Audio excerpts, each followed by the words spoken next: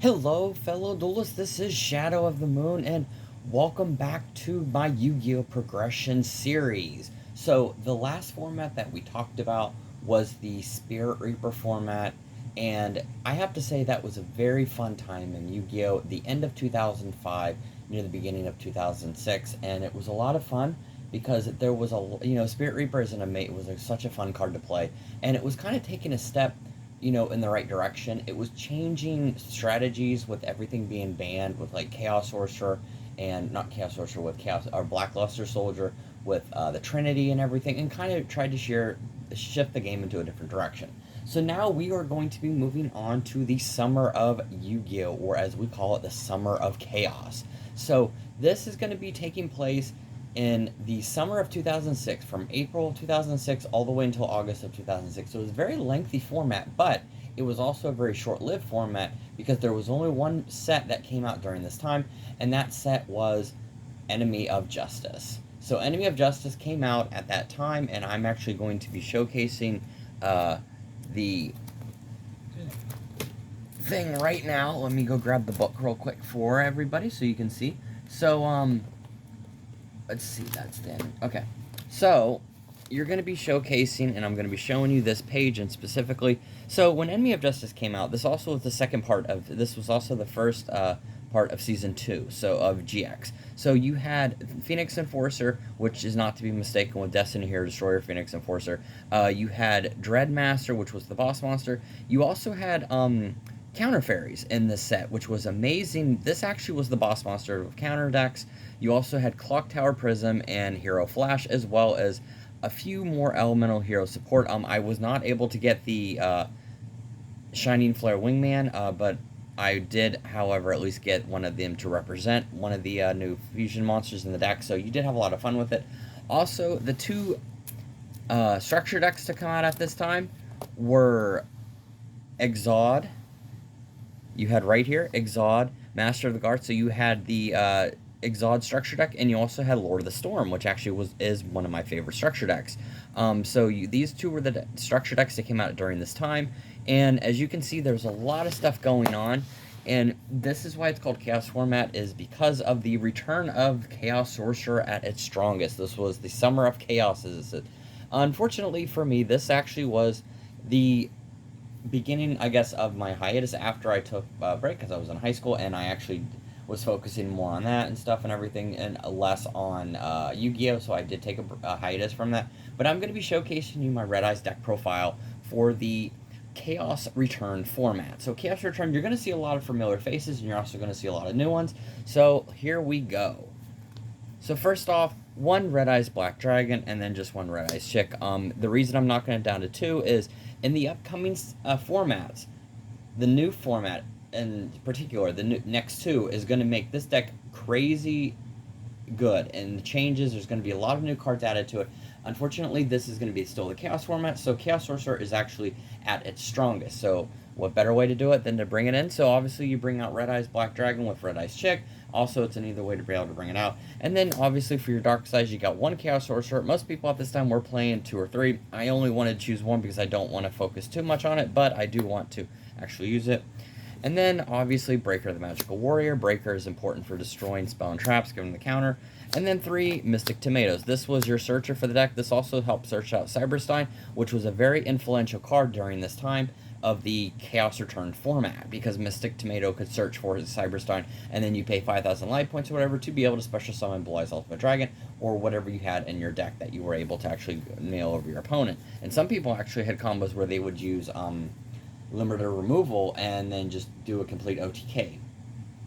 And then you had Sangan, you had your Cyberstein, this was the main monster in the deck, and then you had 2 Spirit Reapers, because Spirit Reaper is still very good and still very annoying, cannot be destroyed by battle. If it is targeted by something, it does automatically get destroyed, but not being able to be destroyed by battle is such a pain in the butt.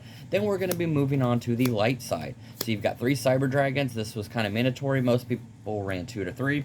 1 DD Warrior Lady that can be searched out instead of using Reinforcement, with 3 Shining Angel. I decided to actually change the formula around and make this a little more fun, because you could actually use Shining Angel to get out DD Warrior Lady. This also pumps light monsters into your graveyard for your Chaos Sorcerer. And then we had 2 Magician of Faith, because Magician of Faith was semi-limited at the time. And that's going to be it for the monsters. Let's move on to the spell and trap. So obviously, 2 Noblemen of Crossouts. Got to be able to destroy this face down. And then actually for my tech card, 2 creature swaps, because you're running Mystic Tomatoes, you're running Shining Angels. What better way to utilize them than to use Creature Swap to be able to give your opponent a Shining Angel or Mystic Tomato, so it allows you to search and keep going, and also take one of their monsters. Then you have Heavy Storm, and then Graceful Charity, actually in the new ban list at this time for the Chaos Return, actually was limited to 1. Dark Hole was banned, and so were a few of the other cards, but Graceful Charity was able to come back along with Mirror Force. So you had Premature Burial, and then we had Book of Moon and Enemy Controller. Let me go ahead and get this out of the way. If you want to know why I'm running Enemy Controller or Book of Moon, it's because this is my own personal preference. Yeah, I can take, and instead of Enemy Controller, you can use Snatch Steal if that's what you prefer. But this is just meant to be a fun, progressive series. I'm not meaning to go, like, super competitive, because it's Yu-Gi-Oh! Progressive Series. It's about a format that hasn't been around since 2006. So if you are easily triggered or you're offended by it by some weird reason, I really don't know what to tell you. I'm not really going to keep changing it. I like having Enemy Controller and Book of Moon in here because I actually like using them in the deck. And then we have Confiscation, which is still limited to 1. Then Pot of Avarice. Alright, so for the traps, we've got a hefty amount of traps. 3 Sakretsu Armors, obviously to be able to get rid of those pesky monsters. You got 3 Dust Tornadoes to stop your opponent from doing anything too crazy. You've got 1 Torrential Tribute. You've got 1 Call of the Haunted. You've got 1 Mirror Force, and you've got 1 Bottomless Trap Hole. Alright, so that's going to be it for that. Now we're going to move on to the Fusion deck. So this is just a mismatch of cards, honestly. You got Black Skull Dragon, Cabal Warrior, Dark Roar, you got Metal Dragon Zoa.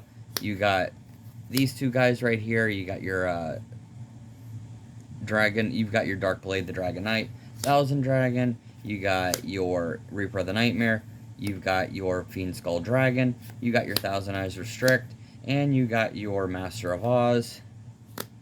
Along with your 2 Blue Eyes Ultimate Dragons.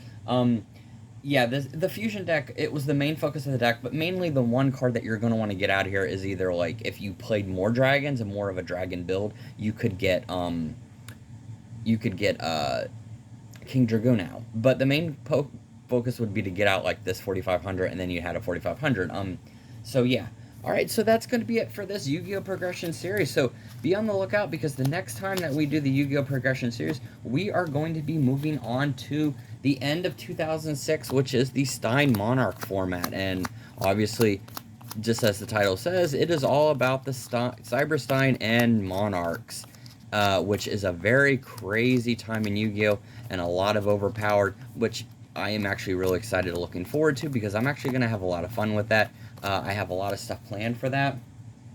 But yeah, so with that being said, final thoughts on this format. I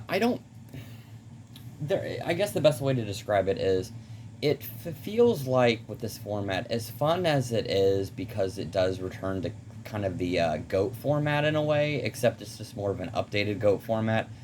The best way to describe this as something old being new again.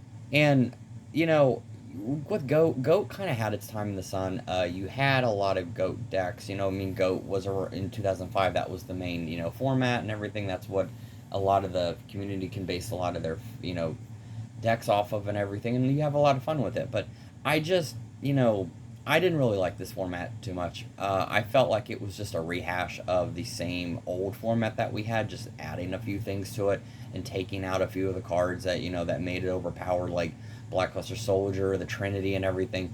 And I just not really was a fan of this. At this point, I actually want, and I'm glad that they actually moved on, and they will move on, especially in the next ban list. But I will be posting the ban list in this video down in the description.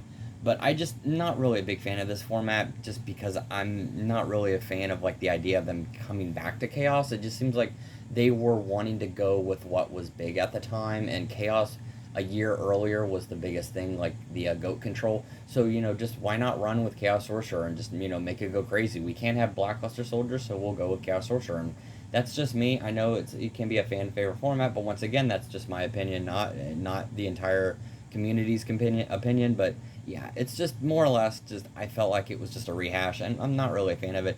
To be honest, it actually took me quite a while to do this tech profile because I was kind of trying to figure out how to go about it, and I wasn't really feeling it. I was more interested in the next format, which I'm excited about, the Stein Monarch format, or Monarch Stein format, or whatever. But I just was not really a big fan of this one. But all right, well, thank you very much for watching this video, and look out for my next Yu-Gi-Oh! Progression Series video. I thought I'd bring this out in August since this is the summer of chaos in the Progression Series, so I thought it would be appropriate to do it near the end of the Chaos Return format. So, all right, so thank you very much for watching, and with that, see you guys next time. Later.